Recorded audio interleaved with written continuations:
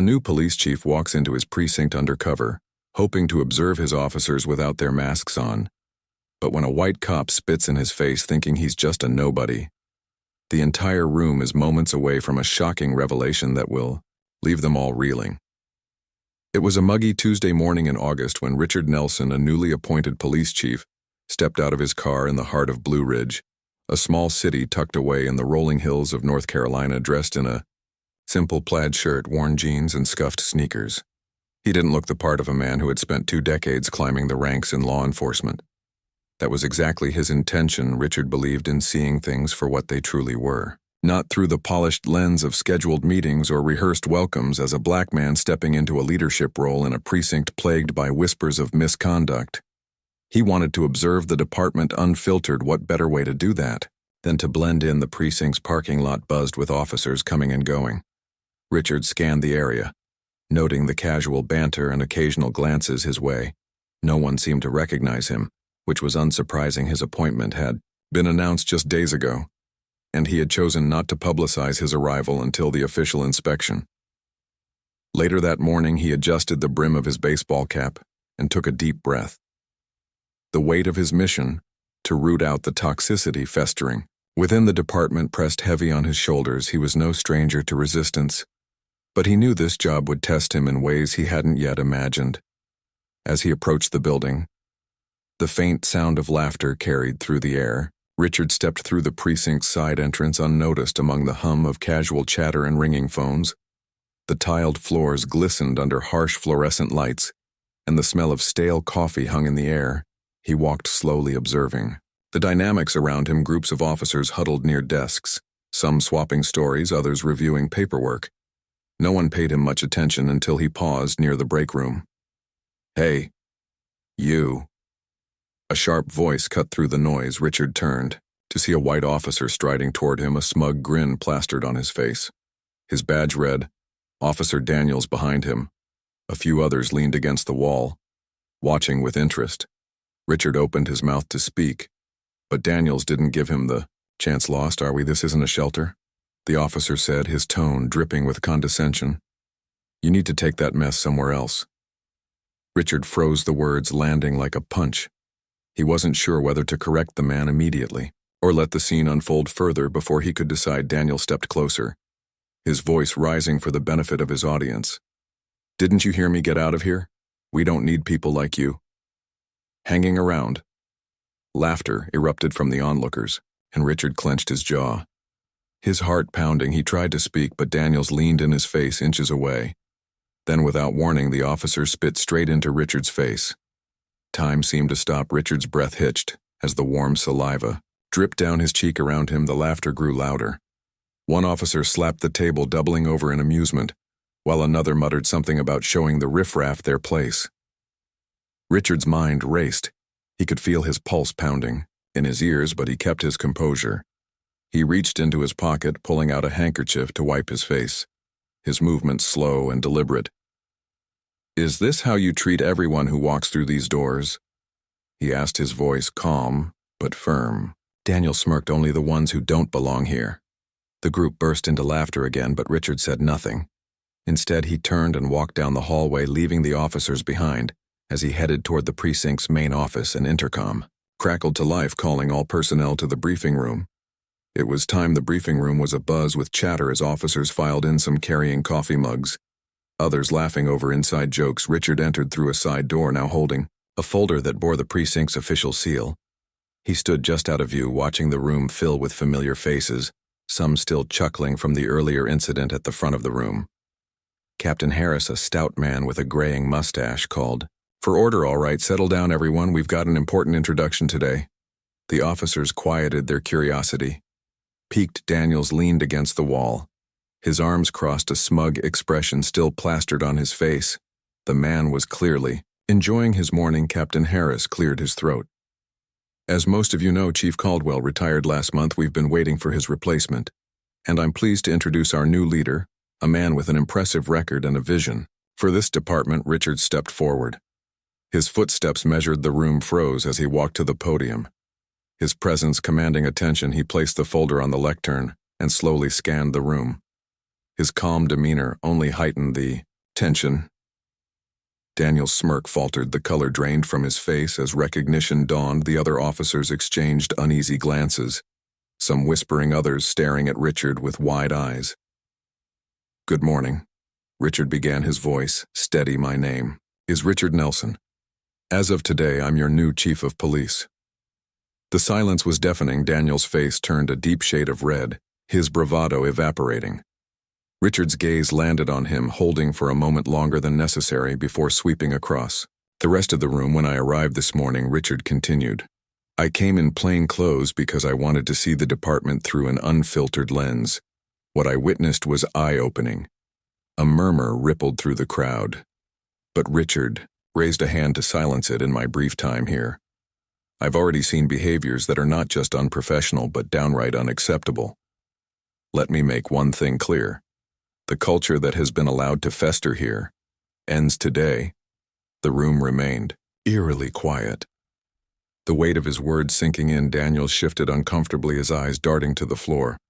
Richard took a step closer to the edge of the podium, his tone sharp but controlled. "Respect is not optional. It's the foundation of what we do as law enforcement. Without it, we fail not just each other but the community we serve." He let the silence hang for a moment, watching the officers squirm under his gaze. "This morning, some of you laughed at what you thought was just another powerless man being put in his place. But let me remind you, everyone who walks through those doors deserves respect, whether they're wearing a badge or not." His words cut through the room like a blade. No one dared to move. Richard let the silence linger, his gaze unwavering. The tension in the room was palpable, each officer acutely aware of the weight of his words. Daniel shifted again, his discomfort evident as beads of sweat formed on his brow. But Richard wasn't done. "I understand that change is difficult," he said, his voice steady but laced with authority. "But let me be clear. There will be no tolerance for behavior that disrespects the dignity of any individual, whether they are a colleague, a civilian, or anyone else." He stepped down from the podium, walking slowly toward the officers. His presence was commanding, yet his tone carried a controlled intensity. "Officer Daniels," Richard said, stopping just a few feet away from the man.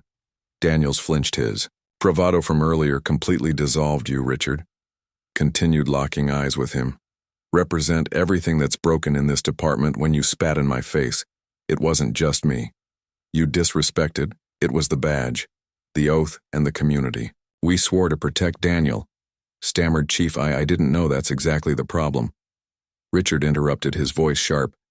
"You didn't care to know. You didn't take a moment to think before you acted because you assumed that man standing in front of you didn't matter, and that assumption is why this department has lost the trust of the people it serves." The room remained silent, every officer frozen in place. Richard turned his attention to the rest of the group. What I witnessed wasn't just one man's mistake, it was a culture where bullying and prejudice are not only tolerated but celebrated, and that stops now. He stepped back toward the podium, his voice rising slightly. "I've spent my career fighting for justice, not just in the streets but within the walls of departments like this. One change isn't easy and it won't happen overnight, but I promise you this. As long as I'm chief, this precinct will operate with integrity, respect, and accountability." Richard paused, letting his words sink in. Then with a slight nod toward Captain Harris, he concluded, "Effective immediately. Officer Daniels is suspended pending an internal investigation. And for those of you who think this is just a slap on the wrist, think again. This is the first of many changes." Gasps rippled through the room. Daniel's face turned crimson, his jaw tightening as he avoided the stares of his peers. Richard, unfazed, stood tall. "This isn't about punishment," he said firmly. "It's about setting a standard. If you're not willing to rise to it, this isn't the place for you." He glanced around the room one last time, his eyes locking with each officer's. "If you're ready to do better, to be better, then we'll move forward together. But know this, I will hold you accountable every step of the way." The meeting ended with a heavy silence, officers shuffling out of the room without their usual chatter. Richard remained at the podium for a moment, watching as Daniel stormed, out, his face a mix of embarrassment and anger. The other officers avoided eye contact, their expressions ranging from guilt to quiet contemplation. Back in his office, Richard sat down at his desk. Exhaling deeply, he knew this was just the beginning. Years of entrenched attitudes wouldn't change overnight, and for some they might never change at all. But he hadn't come to Blue Ridge to make friends. He came to make a difference. The phone on his desk rang. It was Captain Harris, Chief. "I wanted to say you handled that better than most would have," Harris said, his voice tentative. "Thanks." Captain Richard replied, "But the real work starts now.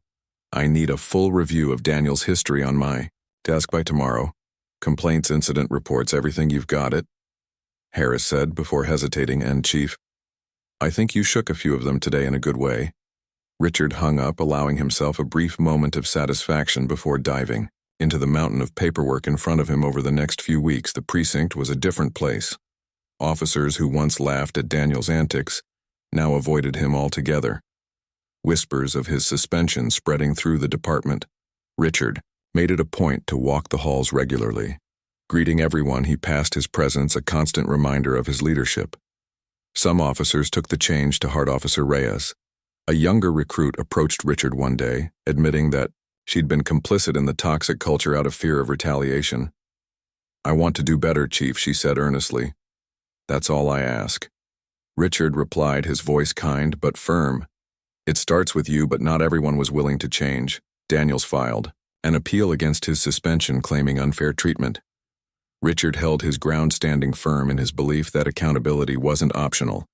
The department's review uncovered a string of previous complaints against Daniels, ranging from excessive force to inappropriate comments. His appeal was denied, and Richard made it clear that the days of brushing misconduct under the rug were over. Despite the progress, Richard knew the road ahead would be long. Conversations about implicit bias and community relations were met with mixed reactions, but he remained undeterred. Each small victory, a recruit speaking up, an officer rethinking their approach, was a step towards something greater. One morning, Richard attended a community event, where he met a young boy who shyly approached him. "Are you really the chief?" the boy asked, his eyes wide with wonder. "I am," Richard said with a smile. "My dad says the police don't care about us," the boy said, his voice barely above a whisper. Richard crouched down to meet his gaze.